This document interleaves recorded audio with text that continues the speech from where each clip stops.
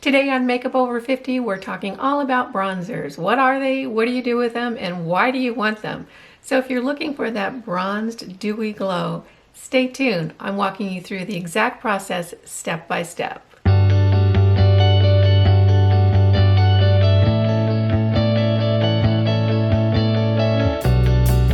Welcome back. I'm Kimberly. This is Pretty Over 50, where we talk everything skincare, makeup, and style for the over 50 woman. If you've ever been confused about bronzers or wish you knew a little bit more about how to apply them, then this video is for you. We're talking all about the difference between bronzer and contour. What do you do with your bronzer? How do you use it? And how do you make it look like a natural glow from the sun-kissed days that you've had instead of something that's just sitting on top of your face? We're going to be going through the whole process step by step. But before we get started, if you're not subscribed to my channel and you'd like to be, just go ahead and click that red button down below. And if you'd like to be notified of when I have a new video up, just go ahead and click that notification bell and YouTube will give you a heads up when there's a new video available for you to watch. Today we're talking all about bronzers. I'm going to walk you through the process that I use step by step. We'll be talking a little bit about the difference between bronzers and contours, powder bronzers versus cream bronzers, and what do you do with them and how do you put them on your face so it gives you that great natural glow. Let's get started. I have most of my makeup done. I've done my foundation, concealer, my eyebrows, and my eyeshadow. Now it's time to do my bronzers and blush. Today I'm going to be working with the Revolution Ultra Bronze. And this is the color. I think it's just called bronze. And you can see that it's just a few shades darker than my skin tone. When you're working with a bronzer, you really want to take into consideration what your personal skin tone is and stay within that range, whether you're warm or cool, whether you have a yellow undertone, a golden undertone, whatever your skin coloration is, you want to pick a bronzer that is a few shades darker than your own skin tone. This is a powder formulation. Now, if you have very dry skin, you might try a cream bronzer, and you would use the same techniques with a cream bronzer as you will with the powder bronzer. I don't use cream products often. If it works better for your skin, then that's definitely something that you want to take advantage of when you're bronzing your own face. So cream or powder, same concepts apply, same application rules apply, so not to worry about it.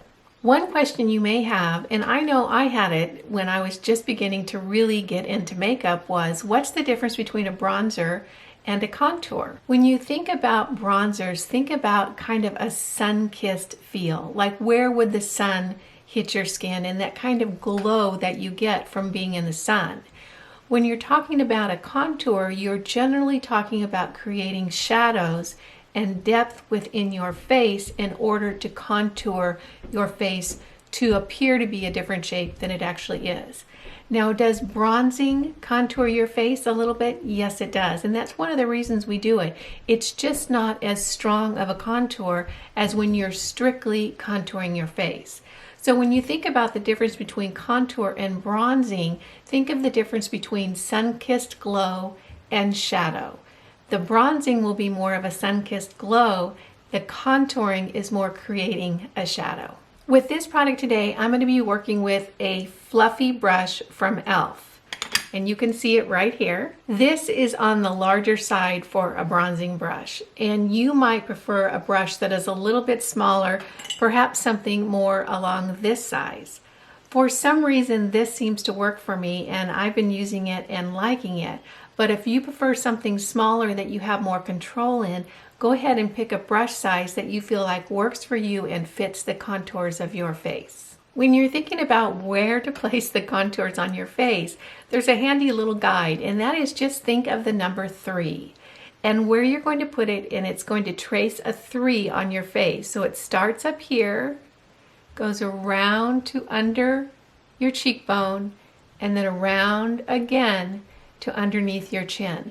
So just trace a 3 on your face and you'll really see that that's a very good outline of where you want to start with your bronzer. I'm going to be doing just one side of my face in this demonstration so we can really compare the side with the bronzer to the side without the bronzer and really see if you prefer the bronzer look or not. I know when we're over 50 and we're applying makeup, we want to have a little bit lighter hand and apply our makeup just a little bit differently than when we were in our 20s or 30s or even 40s. So being very careful with the bronzer not to put on too much and put on just the right amount is important when you have a little bit more mature skin. I'm going to take this large brush and I'm going to just dip it in gently into that product, tap off the excess, and then I'm going to start right at my hairline. And I like to do this because if I have too much product on my brush, it's going to really be in that hairline area and not down in the center of my face. So I always try to start up here and work down as my brush has less product on it. So I just pull back my hair and I start in right almost into the hairline and just start smoothing that bronzer into that area.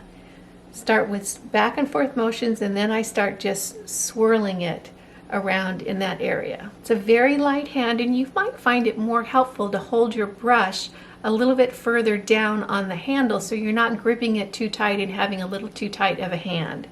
So I'm just going to back and forth, small circles, really work that bronzer into that hairline area. And what we're doing is we're really just creating a sun-kissed glow on the top of our forehead.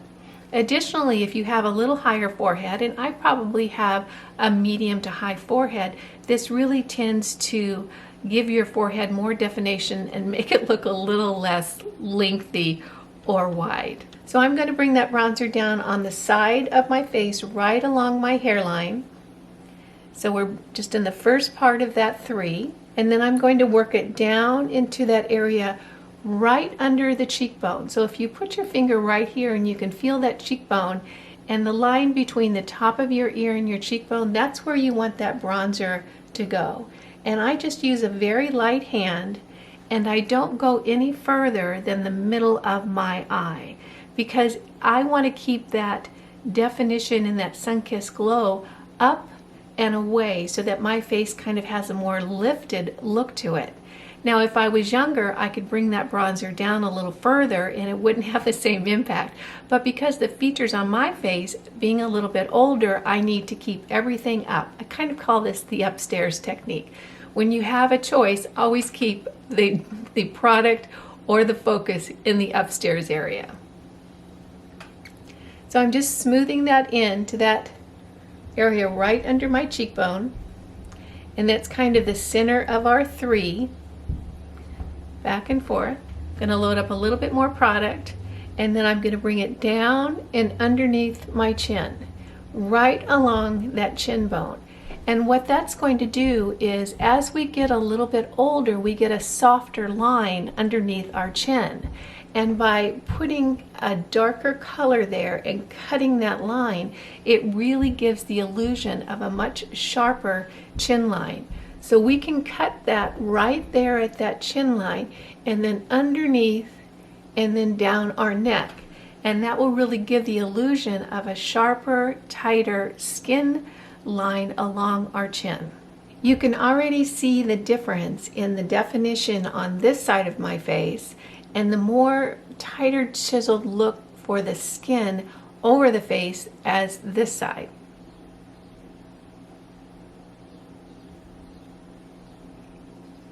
So bronzing, when it's done correctly, really can enhance your features and really take years off your face, give you a much more lifted and youthful look. Now, if you like, you can take your brush with the little bit of product that's left, and I like to squeeze it, and I'll run it just around the side of my nose to give a little bit more cut to the angle of my nose right there.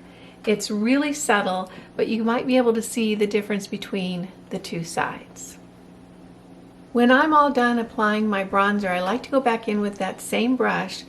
There's not much product left on it, but a tiny bit, and I like to go ahead and just blend that out along all the edges so I don't have any areas of my face that obviously have a bronzer line on them.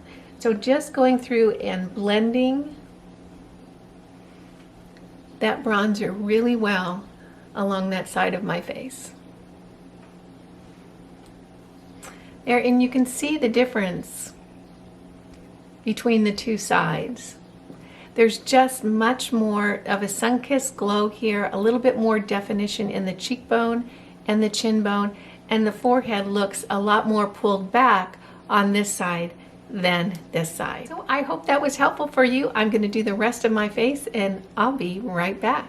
I want to thank you for joining me in this little video for Makeup Over 50 all about bronzers. I hope you found it helpful. If you have some tips that I missed, please put them down below so the rest of us can learn from you. I'd love to hear what you're using and doing that's working for you. If you haven't subscribed to my channel and you'd like to, just go ahead and click that red button down below. And if you'd like to be notified when I have a new video up, click that notification bell. I thank you so much for your time today. I just get so tickled when you take a little bit out of your day to spend it with me. So thank you very much. Make it a great day. Have a wonderful week, and I will see you in the next video. Bye now.